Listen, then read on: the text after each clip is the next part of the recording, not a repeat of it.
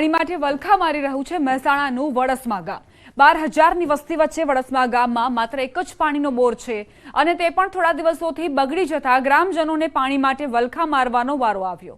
આવી કાળઝાળ ગરમીના લીધે રોજ પાણીના ટેન્કરોથી પીવાનું પાણી પૂરું પાડવામાં આવી રહ્યું છે, જ્યારે ગ્રામજનો અને પંચાયતના સભ્યો સરકાર સમક્ષ બીજા બોરની કામગીરી શરૂ કરવાની માંગણી કરી રહ્યા છે। एक 15-20 દિવસથી પાણીની ખૂબ જ તકલીફ છે। ગામમાં એક જ બોર છે, બધાને ગામોને પાણીની ખૂબ જ તકલીફ પડે છે। તો અમારે નમ્ર વિનંતી બધાને ગામવાળાને બધાને એક જ વિનંતી છે કે અમારે એક બોર છે, તમે 2 કરાવો અને અત્યારે પાણી પૂરું પડતું નથી। બધાને છેલ્લા 4 દિવસથી પાણીની બહુ જ તંગી છે। પાણી 4 દિવસથી પાણી આવતું નથી બિલકુલ। તો પછી માણસ તો નહીં તો પછી પશુ પંખીની કેવી હાલત હોય। અને એક તો એક આટલી બધી વસ્તીમાં એક બોર હોય તો એક બોર બગડે તો પબ્લિકની શી હાલત થાય ઉનાળે ગરમીનો દિવસ। પણ હાલ પરિસ્થિતિ એવી છે કે એક બોર જે અમારો ચાલુ હતો એ બોર હાલ બંધ થઈ ગયો છે। નર્મદાનું પાણી પણ છેલ્લા ઘણા દિવસોથી અમને મળતું નથી। ગઈકાલે અમે રિક્વેસ્ટ મોકલી હતી કે ભાઈ અમારા ગામની અંદર પાણી માટે બોર હાલ બંધ થઈ ગયો છે, તો તમે અમને થોડું 2-3 કલાક પાણી વધારે આપો।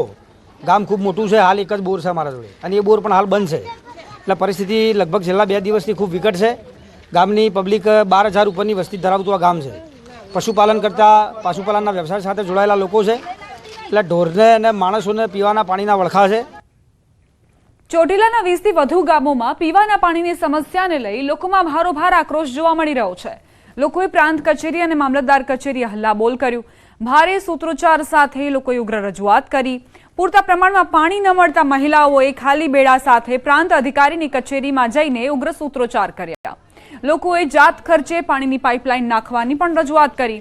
આ ઉપરાંત તંત્ર દ્વારા તાત્કાલિક પાણીની સમસ્યાનું કોઈ નિરાકરણ લાવવામાં નહીં આવે તો આગામી સમયમાં ઉગ્ર આંદોલન કરવાની ચીમકી ઉચ્ચારી છે।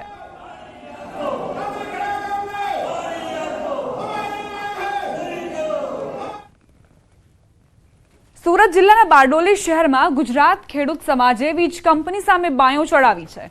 જિલ્લાના માંગરોળ, માંડવી, બારડોલી, કામરેજમાંથી પસાર થતી વીજ લાઇન, જેમાં વીજ કંપનીએ જમીન સંપાદન કર્યા વગર પોતાની જો હુકમીથી ખેડૂતોના ઊભા પાકને નુકસાન પહોંચાડ્યું। વીજ લાઇનની કામગીરી શરૂ કરી દીધી હોવાનો આરોપ છે। કંપનીના અધિકારીઓની મનમાની સામે દક્ષિણ ગુજરાતના ખેડૂતો આકરા પાણીએ છે। અગાઉ માંડવીના વીરપોર ગામે પણ વીજ કંપનીના અધિકારીઓ અને ખેડૂતો વચ્ચે બોલાચાલી થઈ હતી। જમીનનું યોગ્ય વળતર આપવાની માંગ ખેડૂતો કરી રહ્યા છે। યોગ્ય વળતર ન મળે તો ખેડૂતોએ ઉગ્ર વિરોધની ચીમકી ઉચ્ચારી।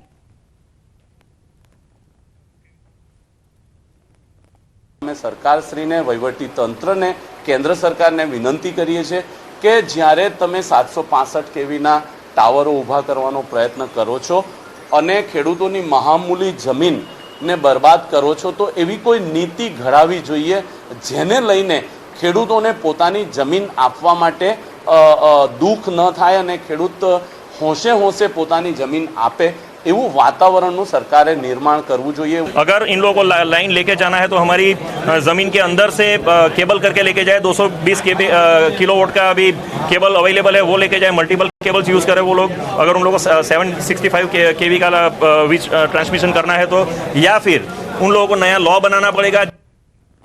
સાબરકાંઠાનું ગામડી ગામ બન્યું પુરુષ વિહોણું। હોબાળા મામલે 700ના ટોળા સામે ફરિયાદ થતા પુરુષો ફરાર થયા।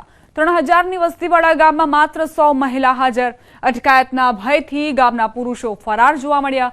ગામમાં પુરુષો જ હાજર નથી। પશુપાલન અને ખેતી માટે પણ સમસ્યા સર્જાઈ છે। પશુપાલક મહિલાઓ દૂધ રસ્તા પર ફેંકવા મજબૂર બની। ગામડી ગામની દૂધ મંડળી પણ બંધ થઈ। ગામડી ગામના રહેવાસીઓમાં પણ વ્યાપક ભય ફેલાયો। તાજેતરમાં અકસ્માતમાં મોત બાદ હોબાળો થયો હતો। ટોળાએ આગચંપી અને પથ્થરમારો કર્યાનો આરોપ છે। તોડફોડ બાદ પોલીસે કાર્યવાહી કરી હતી। અમારી પરિસ્થિતિ બહુ ખરાબ છે। અમે ખાતા પણ નથી, ઊંઘતા પણ નથી, પણ ઢોર પણ ભૂખ્યા મરે છે, તરસ્યા પણ મરે છે, ઘાસચારો પણ મળતો નથી, અમારે ખેતરમાં પણ જવાતું નથી। રાતે બહુ બીક લાગે છે। તે કશી પડી અમારી ખરાબ છે। અમારે ખાવું હું, પીવું હું, અમારા દુકાનો બંધ, ચક્કીઓ બંધ, કચ્છી વાતે કચ્છી નહીં, ડેડીઓ બંધ। પછી અમારે એક છોકરા તો નાહી પોમ્યા। સમાચાર સાબરકાંઠાથી। હિંમતનગરની જીઈબીની કામની બેદરકારી સામે આવી। હિંમતનગરમાં ચાલુ લાઇન વીજ વાયર તૂટ્યો। જૂના બજારમાં ચાલુ લાઇન વીજ વાયર તૂટ્યો. બજારમાં બપોરના સમયે ચાલુ વીજ તણખલા પડતા વીજ વાયર તૂટ્યો. થાંભલા પરથી 45 મિનિટ સુધી ચાલુ વીજ વાયર તૂટેલો પડ્યો હતો. સ્થાનિક વેપારીઓ જીબીમાં જાણ કરતા કર્મચારીઓ રિપેરિંગની કામગીરી કરવા માટે આવ્યા.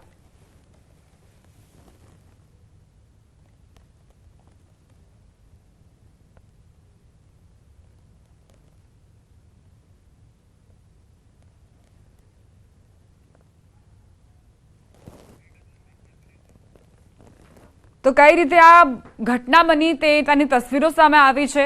સ્થાનિકે આખી ઘટનાને મોબાઈલ કેમેરામાં કેદ કરી. અમદાવાદની ખાનગી બેંકમાં મહિલાએ કરી તોડફોડ. કાગડાપીઠ પોલીસ સ્ટેશનની હદમાં બની ઘટના. બંધન બેંકની ગીતા મંદિર બ્રાન્ચમાં મહિલા વિફરી. સિવિલ સ્કોર ઓછો હોવાના કારણે લોન ન મળતા તોડફોડ કરી. મહિલા ગ્રાહકના સાથીદારોએ બેંક મેનેજરને ઢોરમાર માર્યો. સમગ્ર મામલે પોલીસે ફરિયાદ ન નોંધતા તર્ક વિતર્ક શરૂ થયા છે. તો મહિલાના સાથીદારોએ દાદાગીરી કરી, મહિલાએ તોડફોડ કરી. મહિલાને લોન ન મળતા જ મહિલા વિફરી અને ત્યાં તોડફોડ કરવા લાગી. સમાચાર ગાંધીનગરથી. આજે ફરી એકવાર એસઆઈટીની બેઠક જે ગૃહ રાજ્યમંત્રી હર્ષ સંઘવીની અધ્યક્ષતામાં યોજાવાની છે. એસઆઈટીના સુભાષ ત્રિવેદી અને એસઆઈટીના સભ્યો હાજર જોવા મળ્યા. રાજકોટ પોલીસ કમિશનર પણ હાજર. Law and order DG Shamsher Singh પણ બેઠકમાં હાજર. ગાંધીનગર ખાતે સવારે મળેલી એસઆઈટીની બેઠક બાદ ફરી એક વખત બેઠક મળી. સંવાદદાતા ગીતા જોડાઈ ગયા છે વધુ જાણકારી સાથે. ગીતા, ગૃહ રાજ્યમંત્રી હર્ષ સંઘવીની અધ્યક્ષતામાં ફરી એક વખત બેઠકનું આયોજન, શું જાણકારી? રાજકોટ ગેમિંગ ઝોન જે દુર્ઘટનાકાંડ છે તે દુર્ઘટનાકાંડ મુદ્દે સતત ગૃહમંત્રી ફોલોઅપ લઈ રહ્યા છે. આજે સવારે પણ સીટની એક બેઠક મળી હતી અને ફરીથી એક જ દિવસમાં બીજી વખત અત્યારે સીટની બેઠક મળવા જઈ રહી છે, જે ગૃહમંત્રી હર્ષ સંઘવીના અધ્યક્ષસ્થાને મળશે. આ બેઠકમાં સીટના વડા સુભાષ ત્રિવેદી પહોંચી ચૂક્યા છે. સીટના અન્ય સભ્યો પણ બેઠકમાં હાજર રહ્યા છે. સાથે રાજકોટ પોલીસ કમિશનર પણ આ બેઠકમાં હાલ ઉપસ્થિત રહ્યા છે. લો એન્ડ ઓર્ડરના ડીજી શમશેરસિંહ પણ બેઠકમાં હાજર માટે પહોંચી ચૂક્યા છે. ગાંધીનગરમાં આજે સવારે જ એસઆઈટીની એક બેઠક મળી છે અને ફરી એક વખત અત્યારે બેઠક મળવા જઈ રહી છે. જી, આભાર ગીતા જાણકારી માટે. પાટણના કિશોરનું હરિદ્વારમાં મોત. જાણીતા બિલ્ડરનો પુત્ર નદીમાં તણાયો. નિલેશ ઠક્કર પરિવાર સાથે હરિદ્વાર ગયો હતો. મિત્રો સાથે નદીમાં નાહવા પડ્યો હતો. નિલેશ નદીના પ્રવાહમાં તણાયો હોવાના સીસીટીવી ફૂટેજ સામે આવ્યા છે. પાટણથી ઠક્કર સમાજના 300 લોકો હરિદ્વાર ગયા હતા અને ત્યાં એકાએક તે તણાવા લાગ્યો. તેની સાથે મિત્રોની પણ હાજરી હતી. મિત્રો ત્યાં નાહવા માટે ગયા હતા અને આ જે યુવક છે તે અચાનક જ પાણીના પ્રવાહમાં તણાવા લાગ્યો. કિશોરનું મોત નીપજ્યું.